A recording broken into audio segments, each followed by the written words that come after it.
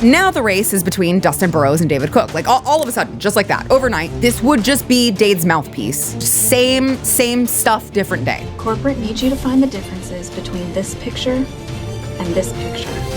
They're the same picture.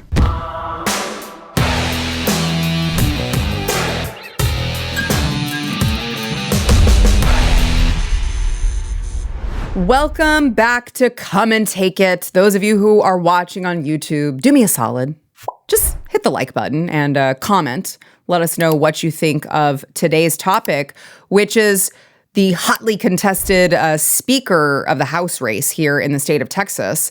And as I'm starting, I would like to congratulate State Representative David Cook on his win in the Texas Republican Caucus. He is, of course, the rightful winner for the speakership position. And you may be thinking to yourself, the way that you said that, Sarah, seems really strange.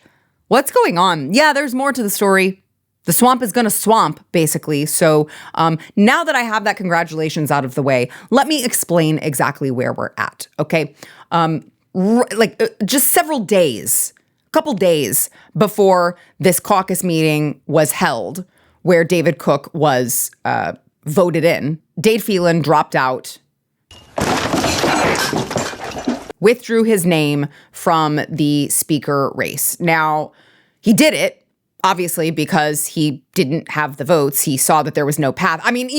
We were sold a whole lot of lies from even people like former Governor Rick Perry, who said, oh, Dade has the votes. He has the votes. Well, they were blowing smoke. They knew he didn't have the votes. He very clearly didn't have the votes because if he did, he wouldn't have withdrawn his name. So Dade Phelan was too tarnished to get the votes.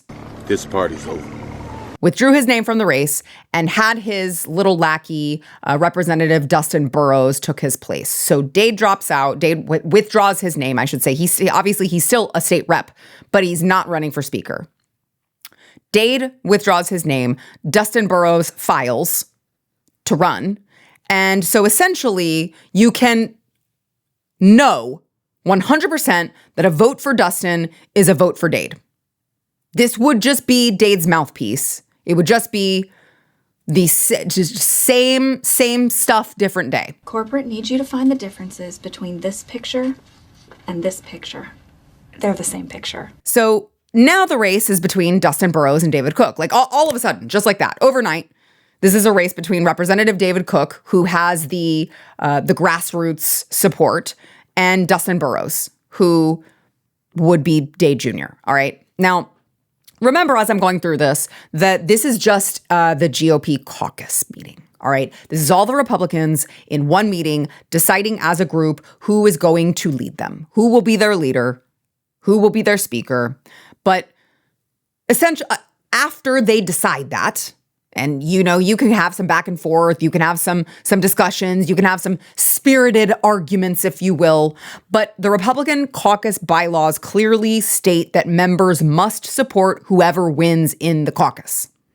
So you can cry about it, have your moment, whatever. But on January 14th, the day of the actual vote, when the Democrats are there, they're all on the House floor. They have to go on the record and officially vote. January 14th, they're all supposed to vote for whoever wins in that caucus meeting. All right. Which, by the way, before I get in, I want to get into the drama that happened in the process and all of that. But I do want to say it's total baloney that these people are allowed to vote in secret at these meetings. I think that all of these votes, everyone's names should be released to the public because we, the people, should see how the people who we sent there are voting. Are they prioritizing what we want them to prioritize? Well, I don't know because I don't know who they just put up for speaker. It would say a lot because let me tell you the difference between these two candidates, all right? State Rep Tony Tinderholt tweeted this out. I don't know who, if he made it. So if I'm not giving credit to the right place, I apologize. But whoever made this chart is very helpful, okay? Now, I'm going to go through the issue, and then I'm going to tell you what David Cook believes and what Dustin Burrows believes. And I want you to say, I'm reading this from the chart at the very end, at the very bottom of it. It says, Dustin Burrows has supported all of these current practices, all of the things that I'm about to read to you. Dustin Burrows has supported all of the current practices and is refusing to say whether he has changed his position on any of these issues, which essentially makes him a no, because if you would change, you would just say that you would change. Okay, so let me just give you the issues. Ending Democrat chairs. This is something that the grassroots have said, we are done with this. We're done with you guys. How silly is this? We go to the ballot box and we elect you, a Republican, and you turn around and you give the keys of the car to the Democrats. That's dumb. We the people said, we don't want you doing that anymore. That's stupid. What is the point of electing you, a Republican, if you're going to allow Democrats to hold key committee chair positions and essentially just drive the car? Don't do that. That's dumb. That's what we said this last go around, okay? David Cook, yes, he does want to end Democrat chairs. He has already said that he would not put Democrats in charge of these committees. Dustin Burrows, he's a no. He likes working with Democrats. He wants to give Democrats the power here in the state of Texas. Just like Dade.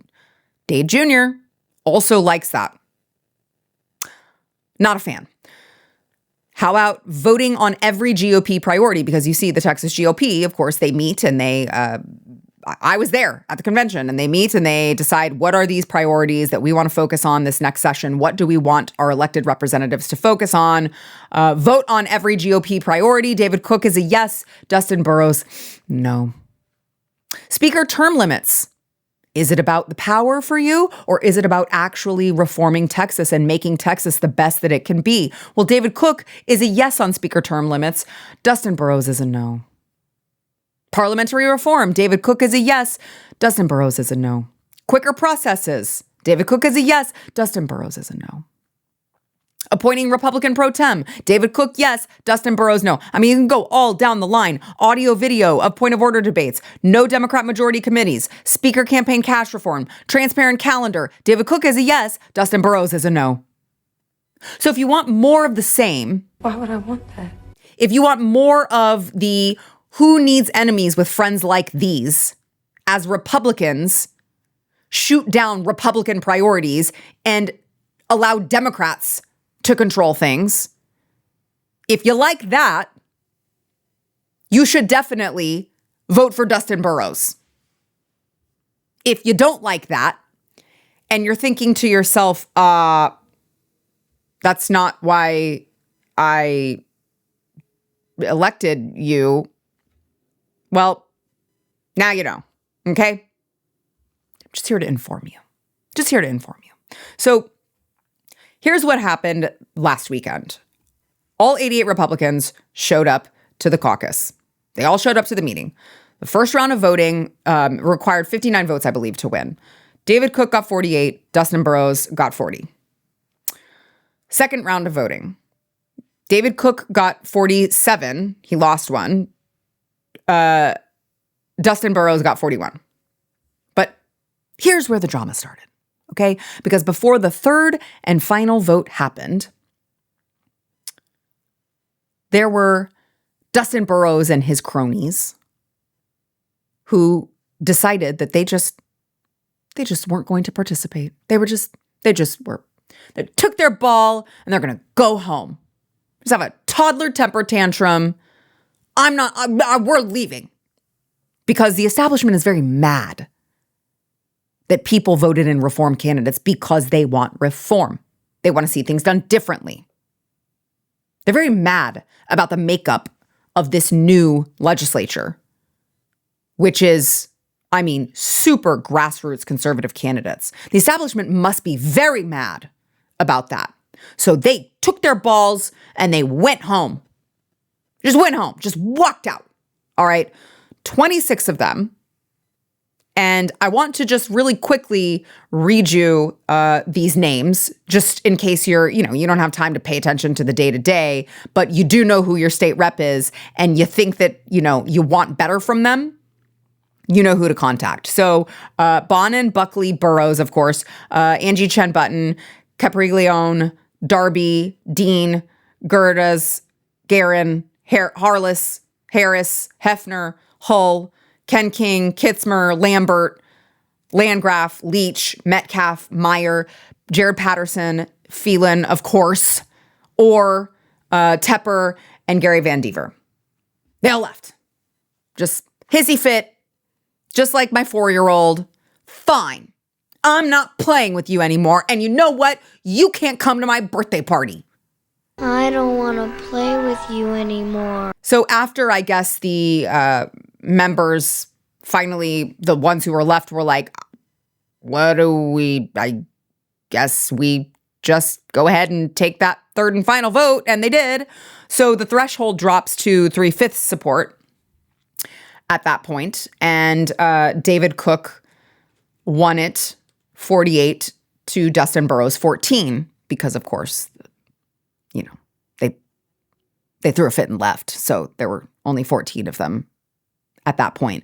But the point is, at the end of that vote, all 62 people in that room, of course, pledged to abide by the rules they already pledged to. Like, it's so crazy because we have to have this conversation, but they already pledged to honor the pledge that they pledged to support the guy who wins. Like, it's just all so stupid. You guys have already all agreed that you're going to play by the rules, and now all of a sudden you don't want to play by the rules because it turns out that you're in the minority of, wanting the same. Well, the people rose up and said, no, we want different. And they're having a very hard time with that. All right. And I want to get into, where did Dustin Burrows go? Where did they go? They left. Where did they go? So there's more to get into on that. We'll be right back. Hey folks, Chris Salcedo here. I've got something special for you, the Salcedo Storm podcast. As your friendly, liberty-loving Latino, I bring you a mix of engaging discussions to help us fight for our state and our conservative values. It's the perfect way to stay informed and engaged in what's happening around you. So, what are you waiting for? Don't miss out on the storm of information and entertainment coming your way. The Salcedo Storm podcast, available wherever you get your podcasts. So, the curious case, the mysterious case of Dustin Burrows. Where did he go? Well, presumably to make a deal with the Democrats. That makes me feel worse somehow. Because Dustin Burrows held a press conference shortly after all of this and announced that he, in fact, does have enough support to be the next speaker. He said, I will release my list very shortly, but I have the support and I'm going to be your next speaker. Well, you didn't have the Republican caucus support. Well, he released a list that had 38 Democrats and 38 Republicans. Oh, how bipartisan. It's even. It's split down the middle. Oh, how bipartisan, with a party who just wants to kill babies up until the point of birth and chop off healthy body parts of children. Oh, how bipartisan, as if that's what we even wanted you to do. Except there's even a problem with that. At least 8 of the Republicans that are on the list that Dustin Burrows published have already said, I never agreed to my name being on your list, bro. I never said that. Which means this man has more Democrat support. Now, I'm not a mathematician, but I do know that if there were 38 on his list and there are 8 that are saying that they did not agree to be on the list, there are 38 Democrats and 30 Republicans. This man is more of a Democrat than a Republican. And he wants to win. He wants to be elected as the Speaker of the Texas House by the Democrats. That's how he intends to win. Now, I will add, that's a bold strategy, Cotton. Let's see if it works out for him, because the GOP ain't playing around anymore. The same evening that they were engaging in this whole dog and pony show, the same evening that those people that walked out were making a mockery of the process, the State Republican Executive Committee was also meeting. They were holding its quarterly meeting right down the road in Austin. They were all in Austin having their meetings, except at this meeting, the SREC voted to pass a resolution stating that it would censure any member that doesn't support David Cook for Speaker. So if you're a Republican and you don't support David Cook on January 14th, when you guys go to the floor and take an official vote, you will be censured by the party. Now, I know some of you, upon hearing that, will immediately say, oh no, a censure. Oh boy, what's that ever done? And I get it. I know. It's like, oh my, you're going to send a strongly worded letter to the manager? Okay. And, well, here's the thing. The rules are a little different this time around, okay? Because the GOP, as I just said, they ain't playing around anymore. I mean, they weren't under Matt Rinaldi, but they're really not playing around anymore because they changed some things, okay? So now, in the Texas GOP, Rule 44 says that a censured office holder can be kept off the ballot of the Republican primary for like 2 years. It's 24 months. Here, let me read it to you. Penalty number 3. Authorize and direct the state chairman or any county chairman to refuse to accept any application for a place on the ballot of a Republican primary election for a period of 24 months following adoption of the censure. It's pretty clear, guys. It's right there. You don't follow the party rules that you agreed to because you want to have a toddler temper tantrum, you will be censured. If you are censured, you can be kept off of the ballot of the primaries. And if you think for one moment that they don't mean this, that they're not going to follow through with this, I got to tell you, you are looking at a totally different Republican Party. This state's Republican Party has been awakened.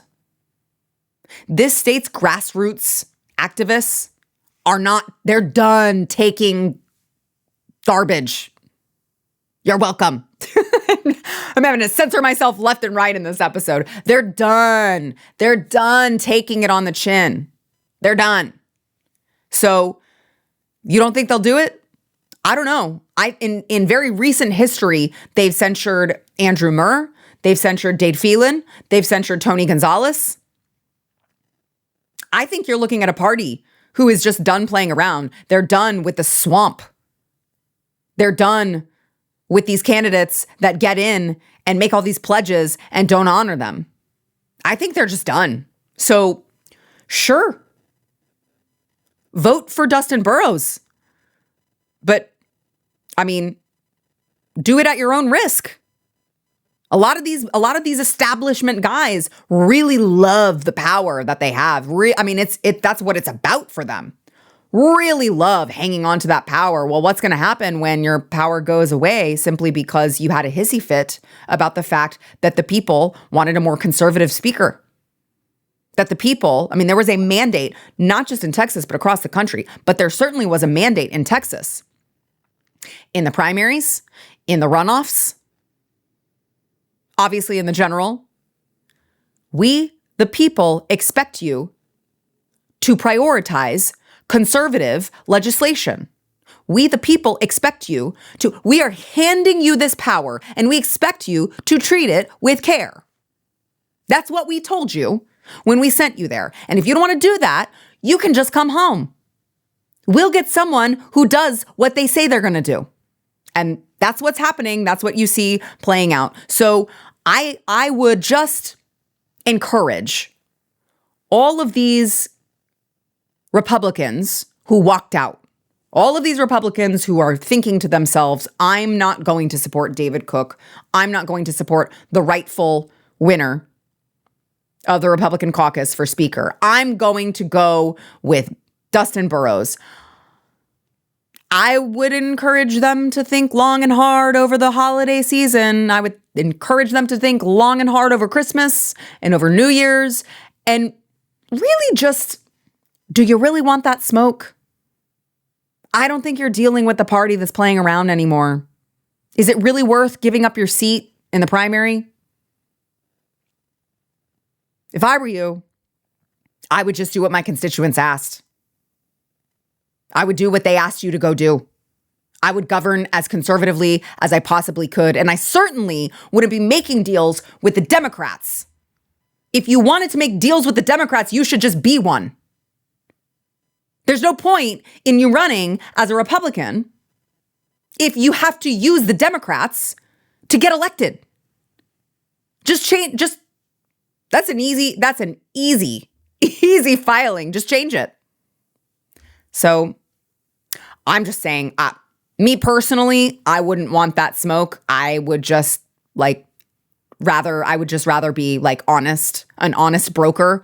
I would rather just like have ethics and morals and do what I said that I was going to do and abide by the pledges that I pledged and avoid all of the drama. But we'll see what they do on January 14th. I will be following the latest. I'll be sure to give it to you. I am very confident that accountability is coming. So stay with me. Make sure if you have not yet subscribed, if you're watching this and you're not subscribed, make sure to subscribe to this channel. Go give us a 5-star review on Apple Podcasts, Spotify, and leave us a nice review. 5 stars, no less. Leave us a nice review, and you can consider it your Christmas present to me. Okay. And make sure that you're subscribed here on YouTube. Go check out TexasScorecard.com. They've got all the latest there, and I'll keep you up to date, and we'll see you next time on Come and Take It.